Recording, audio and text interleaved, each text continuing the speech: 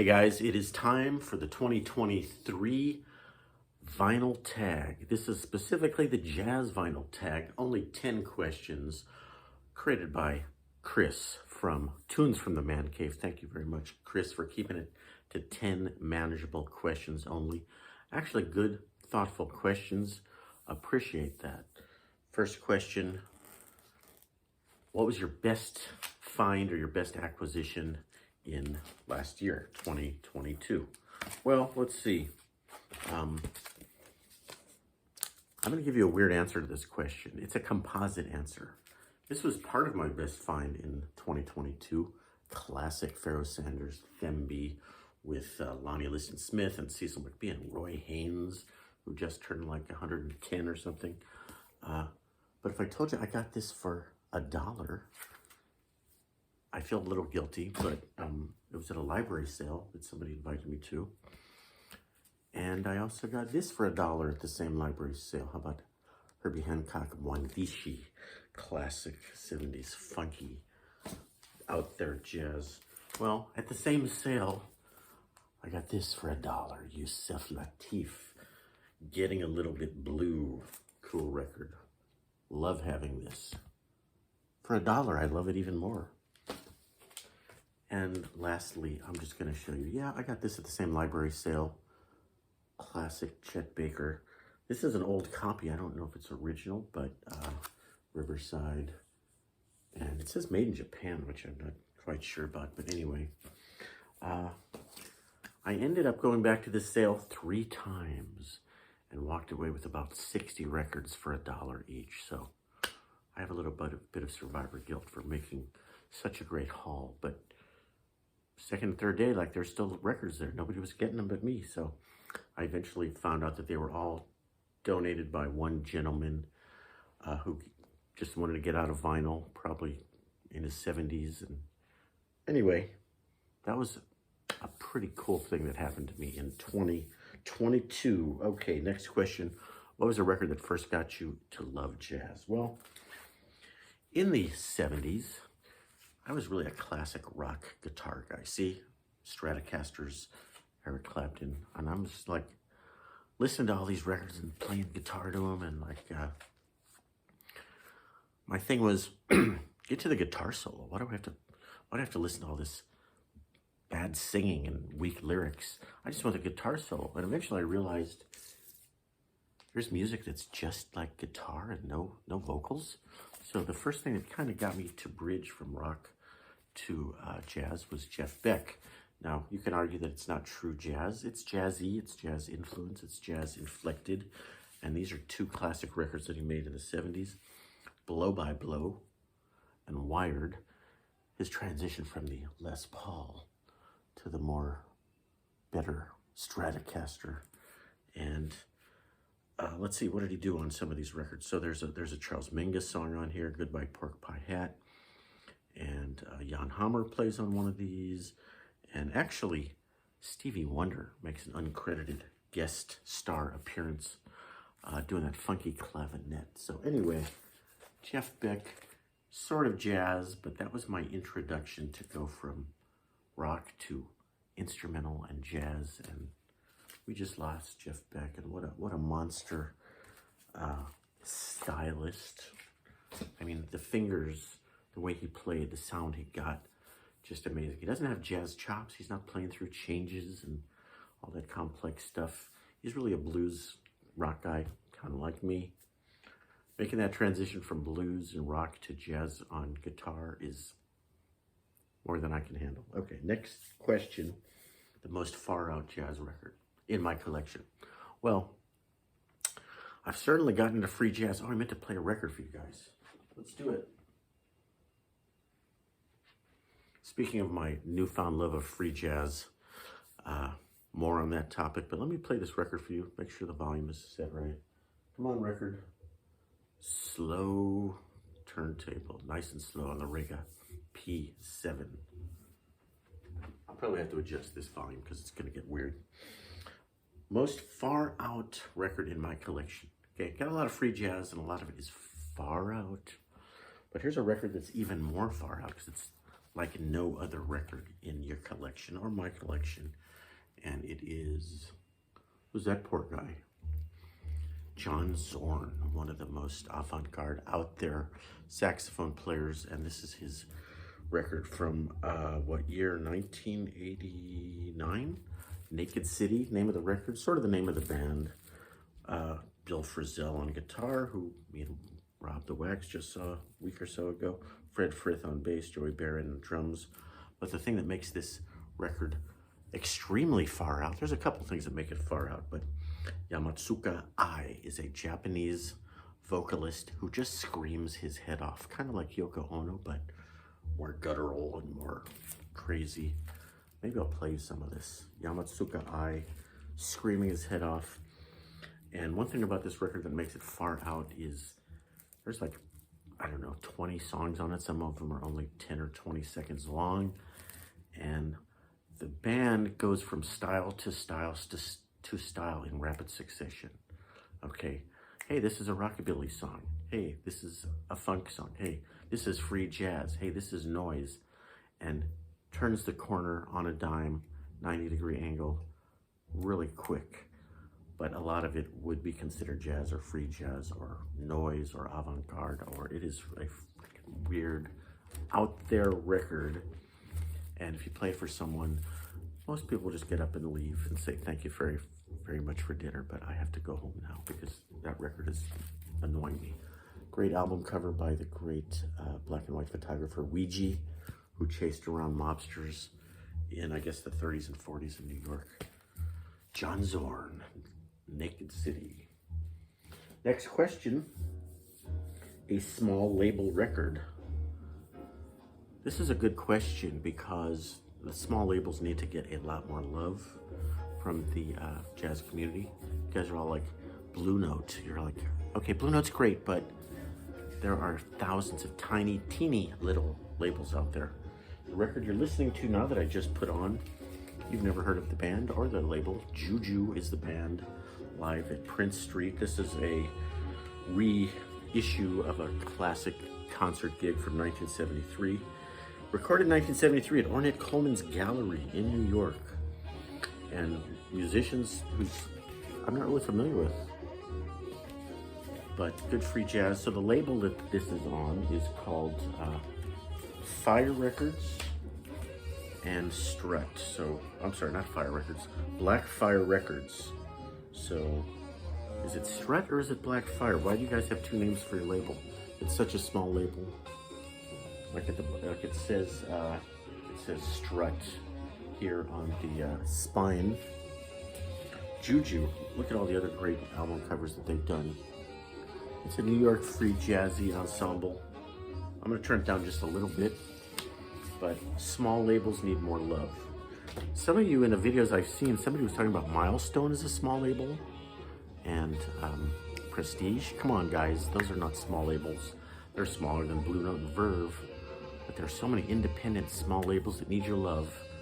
That is a recurring theme in this video. Turning it down a little bit. It's gonna get weirder and weirder.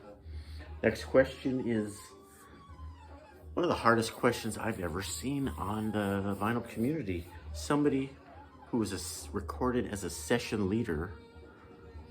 Where's the, I've been looking at the wrong camera.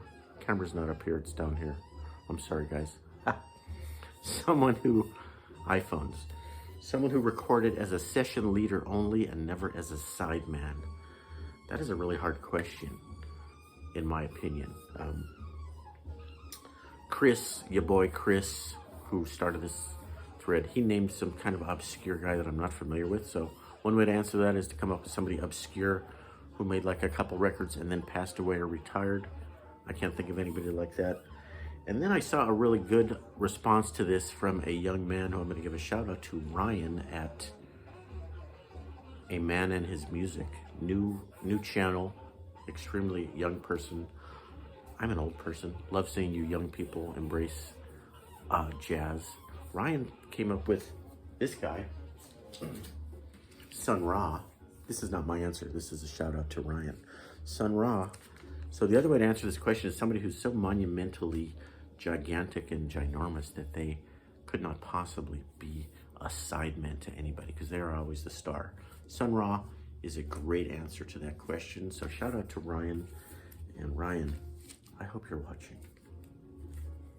Sun Ra, so last year I also got like 5 Sun Ra albums for $5 each at Record Safari out here in LA, and I went on a little vinyl tour with Mike Mueller from, I can't remember the name of his band.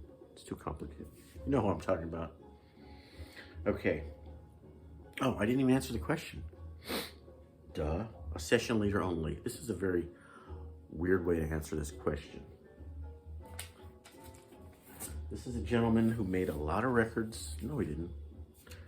And they're very weird records. And he started in the bebop era. Have you guys heard of Slim Gaylord?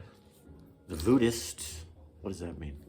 Slim Gaylord was a bebop era musician, played amazing piano and guitar were his main instruments, but he also played saxophone, I think.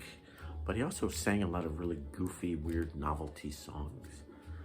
And a lot of his recording was done in the 78 RPM era. And that's why I'm gonna show you one of the prizes. Oh, by the way, I looked him up on Discogs. I could not find anything of him as a sideman. So he usually records as Slim Gaylord, or he had a duet for a while, Slim and Slam. Slam Brown, the bass player, and Slim on guitar. This is an original 1948 78 RPM record album. It is an album because it's multiple records inside a booklet on the disc label. And I'm gonna try to 78 RPM, so this whole thing is only 4 sides, probably 14 minutes total. Opera in Voot, Groove Juice Symphony by Slim and Slam. So even though it's a duet, only Slim is listed on the spine, so he is the leader in all of his sessions. And amazing cover artwork by DSM, if you know David Stone Martin, who did a lot of the great album covers for Verve and Charlie Parker. I just learned that Slim, he died in 1989, and he had a daughter, Jan, and she married, guess who? Marvin Gaye. And they had a kid, multiple children, but one of his kids was, what's her name? Nona Gaye. So he has a granddaughter who's kind of a famous singer, model, actress. A little bit of trivia for you guys. Slim Gaylord, look him up. Crazy jive, weird, soulful. A lot of his songs are about food and matzo balls, and pizza, and bagels. Okay. Anyway, Slim Gaylord led many, many sessions. No evidence that he was ever a sideman. He had Charlie Parker on one of his records. The only record of Charlie Parker speaking on record is on one of his records. Slim Gaylord. Okay, moving on. Question number 6. A major artist on a small label. Again, let's give some love to the smaller labels, guys. Here's one of the records I got at that library sale on Black Lion Records for $1. Thelonious Monk. The Man I Love. Who's on here? Art Blakey's on here. Al McKibben on bass. The Black Lion label. Let's give some love to the small labels, guys. Black Lion. That is a label that, if you can get your hands on any of that stuff, it's rare. I don't know if it's being re-released yet, but it should be. All the Black Lion stuff. Oh, the other one I wanted to show you on a much smaller label. I just picked this up a few months ago. Peter Bronsman, who is, you guys might not have heard of him. You might not have any of his records. He is the major elderly statesman of European free jazz. His stuff is wild, out there, noisy, crazy.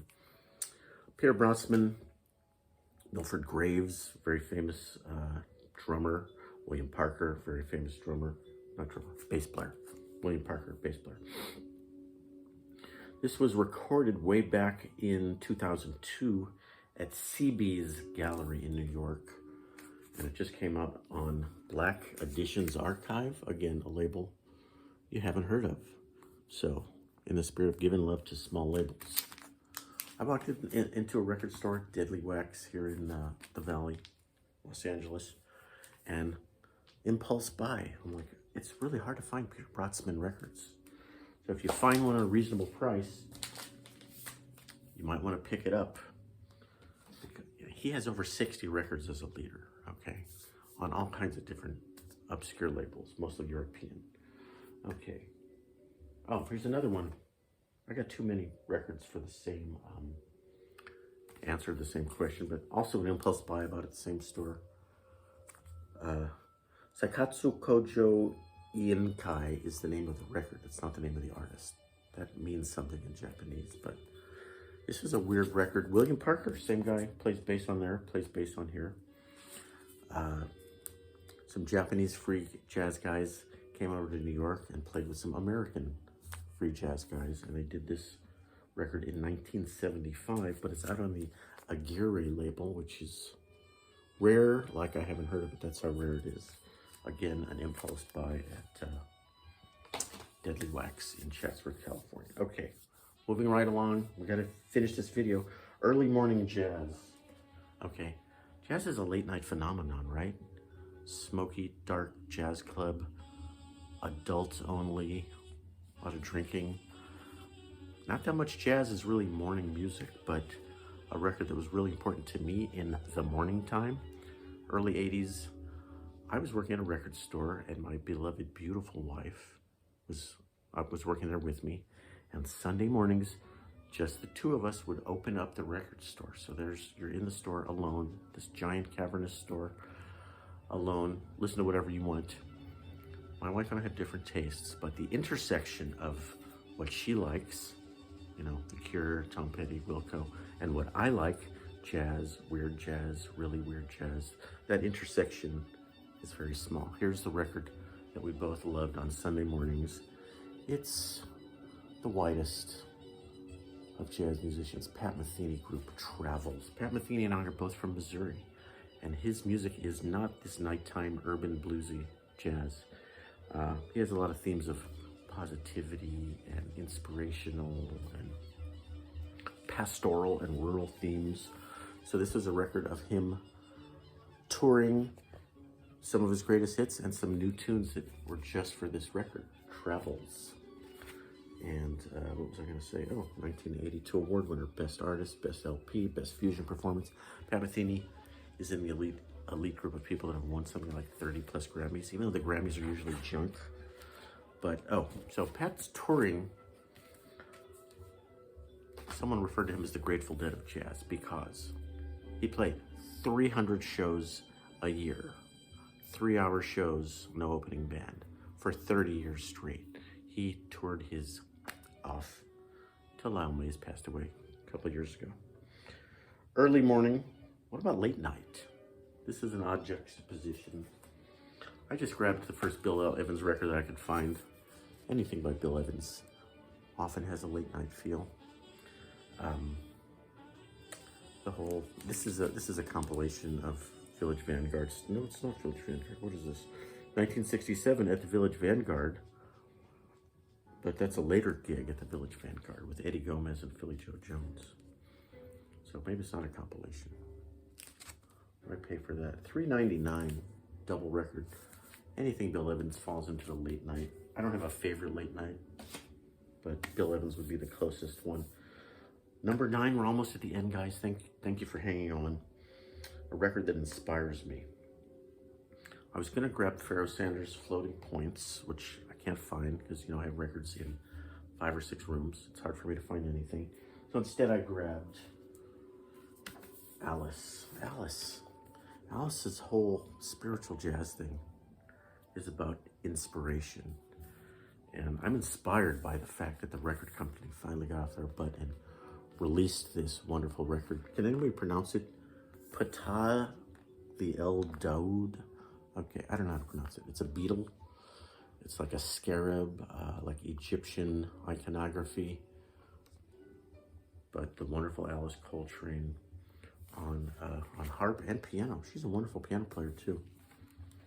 And everything about her music is inspirational. So Pharoah Sanders is on here, Joe Henderson, Ron Carter, Ben Riley, 1970. Alice Coltrane. You know, the Coltrane family grew up not too far from here. John and Alice, I should say.